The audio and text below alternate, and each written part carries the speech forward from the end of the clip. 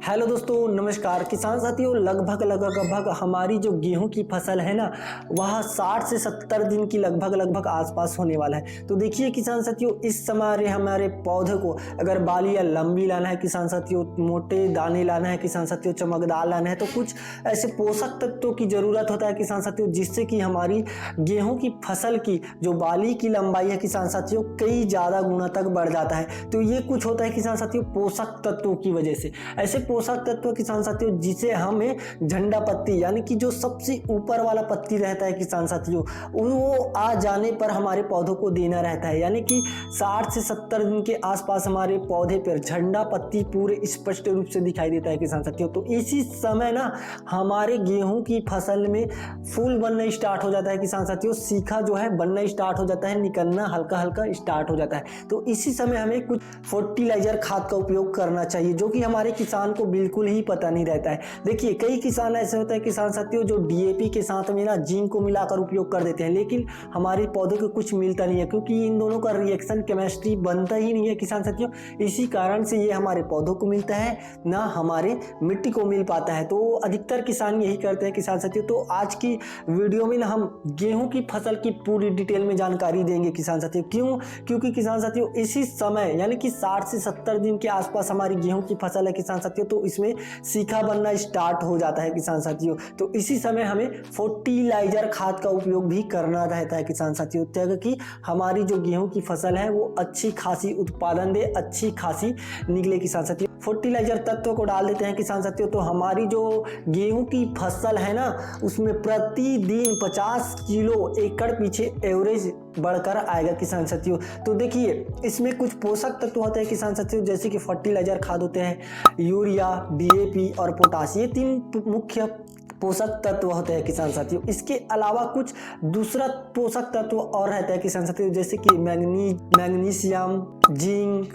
Boron और sulphur. ये जो रहता है किसान साथियों ऐसे पोषक तत्व है जिनके कारण ही हमारे पौधे अच्छे से क्रिया करते हैं किसान साथियों, और बालियों को लंबा लाता है किसान साथियों, और वजन और चमकदार लाता है।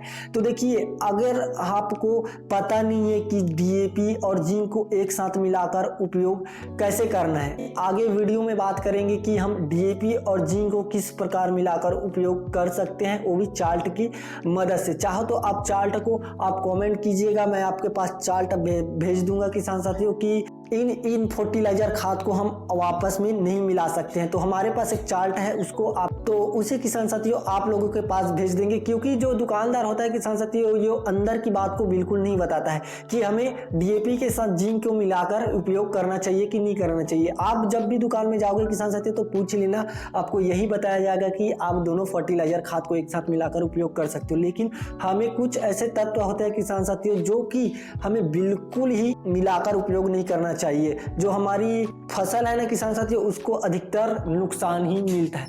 तो देखिए पहला जो काम होता है किसान साथियों नाइट्रोजन का 30% जो काम होता है किसान साथियों पौधों के बढ़ाव में किसान साथियों। इसके अलावा जो दूसरा जो फर्टिलाइजर खाद होता है किसान साथियों वो है फास्फोरस यानी कि डीएपी का 40% किसान साथियों फूल और फ्रूटिंग के लिए एग्जॉर्ब हो जाता है किसान साथियों। और तीसरा नंबर पर है म्यूरेट ऑफ पोटाश का उपयोग किसान साथियों दानों को पूरी तरीके से भरने में आता है, दूध का भराव अच्छे करने में आता है किसान साथियों।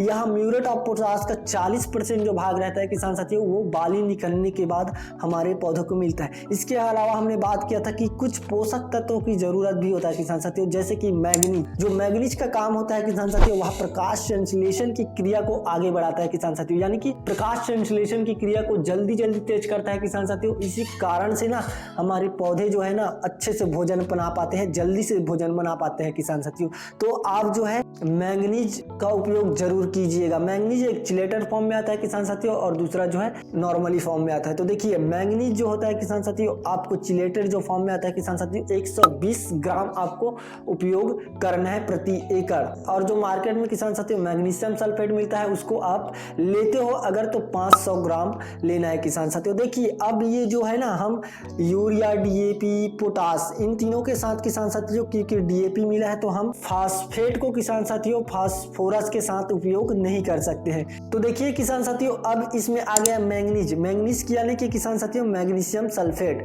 तो देखिए, और डीएपी में आ जाता है किसान साथियों फास्फेट, डाई अमोनियम फास्फेट। तो इन दोनों को हम आपस में मिलाएंगे किसान साथियों, तो ये फट जाएगा, रिएक्शन करेगा किसान साथियों, और हमारे पौधे को नहीं मिलेगा। तो देखिए वीडियो के अंत में हम बताएंगे किसान साथियों कि इन दोनों को आपको किस प्रकार मिलाकर उपयोग करना है, क्योंकि बार बार आपको स्प्रे करने में लागत ज्यादा लगेगा किसान साथियों। तो इसी कारण से हम इस कुछ चार्ट है जो हम आपको आगे दिखाने वाले हैं किसान साथियों, तो वीडियो में अंत तक जरूर बने रहिएगा। दूसरा जो पोषक तत्व है किसान साथियों वो है सल्फर। सल्फर का उपयोग किसान साथियों खास करके क्वालिटी बढ़ाने में किसान साथियों, उत्पादन लाने में सल्फर का उपयोग किया जाता है किसान। मार्केट में आपको सल्फर मिल जाएगा किसान साथियों, 80% वाला मार्केट में जो आपको सल्फर मिलता है किसान साथियों उसी को लाइए, और 3 किलोग्राम आपको पर एकड़ के हिसाब से इसका उपयोग कर लेना है किसान साथियों। इसके अलावा किसान साथियों जिंक का बहुत कार्य रहता है किसान साथियों, प्रोटीन को संतुलन बनाए रखने में। एवं किसान साथियों जैसे ही हम फर्टिलाइजर खाद डालते हैं ना, यूरिया, डीएपी, पोटास, जितने भी फर्टिलाइजर खाद डालते हैं किसान साथियों, तो इसी की वजह से किसान साथियों, एंजाइम की वजह से किसान साथियों हमारे पौधे तक जल्दी पहुंच सकता है किसान साथियों। और कितने मात्रा में पहुंचना चाहिए ये भी जिंक ही निर्भर करता है किसान साथियों। एंजाइम रिएक्शन में काम करता है किसान साथियों, नाइट्रोजन मेटाबॉलिज्म में काम करता है, प्रोटीन संश्लेषण के लिए किसान साथियों ये जो जिंक है ना काफी अच्छा काम करता है। तो जिंक आपको बिल्कुल डालना ही डालना है गेहूं की फसल में, अगर किसान साथियों 2 गुना ज्यादा उत्पादन लेना है तो देखिए जिंक को हम 2 प्रकार से डाल सकते हैं किसान साथियों। पहला आता है चिलेटेड जिंक और दूसरा आता है जिंक सल्फेट। तो देखिए जो चिलेटेड जिंक रहता है किसान साथियों, आपको पर एकड़ के हिसाब से बात करें तो 120 से 150 ग्राम आप पर एकड़ उपयोग कर सकते हो किसान साथियों। अगर हम जिंक सल्फेट की बात करें जो मार्केट में मिलता है किसान साथियों, अगर चिलेटेड नहीं है तो आप जो है 500 ग्राम प्रति एकड़ के उपयोग कर सकते हो किसान साथियों। इसके अलावा किसान साथियों कुछ और पोषक तत्व है मैग्नीशियम। तो देखिए जो मैग्नीशियम सल्फेट होता है किसान साथियों, खासकर हमारे जो पत्ती होते हैं ना, झंडा पत्ती, उसको हरा रखने में, अधिक दिन तक हरा रखने के लिए ये जो है मैग्नीशियम सल्फेट काम करता है किसान साथियों। अगर ज्यादा दिन के लिए अगर हमारे पौधे हरा भरा है किसान साथियों तो दूध का भराव भी अच्छा होगा। क्यों?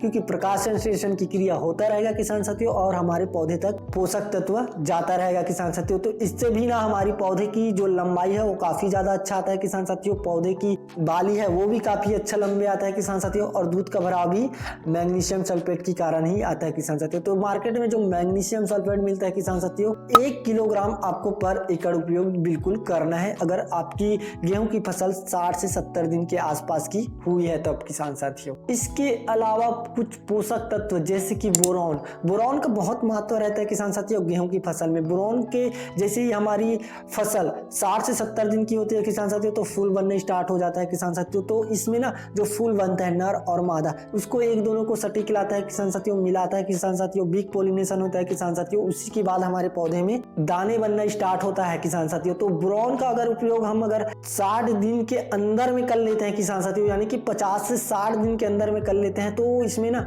दाने की संख्या बनने की जो क्षमता है ना वो काफी ज्यादा मात्रा में आता है किसान साथियों। तो बोरॉन का उपयोग भी आप जरूर कीजिएगा। इसके अलावा कुछ पोषक तत्व होते हैं जो कि नाइट्रोजन, फास्फोरस और म्यूरेट ऑफ पोटाश, ये सभी दानेदार फॉर्म में आता है, लिक्विड फॉर्म में आता है किसान साथियों। देखिए जो आपको लेना है ना घुलनशील NPK 1261 इसके साथ किसान साथियों जितने भी आप चिलेटेड जिंक आता है उसको मिला सकते हो।